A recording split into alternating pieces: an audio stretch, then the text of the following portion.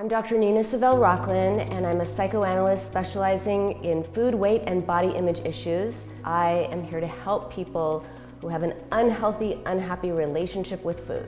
So how I got into this work is when I was 5 years old, I suddenly and randomly decided that my legs were too big.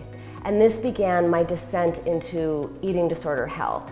I would restrict, I would binge and purge. I was the poster child for eating disorders by the time I was a teenager. I would get up and think, I've got to be good today, and I would vow that I would not go off my diet, and of course I would. Finally, in college, I went to therapy, but I went for anxiety because I was too ashamed of what was going on with food to even share it with my therapist. So instead, we talked about other things. We talked about guy stuff and friend stuff and parent stuff. And by the time I left therapy, without ever talking about food, all my eating disorders were gone. Food was never the problem. Food, whether I was turning to it or from it, whatever was going on, it was the solution to the problem. The real problem was my relationship with myself.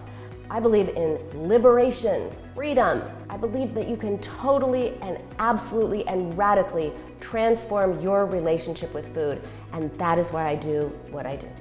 Whether you are binge eating, stress eating, or any kind of emotional eating, remember this. What you're doing, it's a way of coping. It's a frenemy. It is a friend in that it helps you in some way, and it is also an enemy because it hurts you. But when we figure out what it's doing for you and find a new way to cope, everything changes.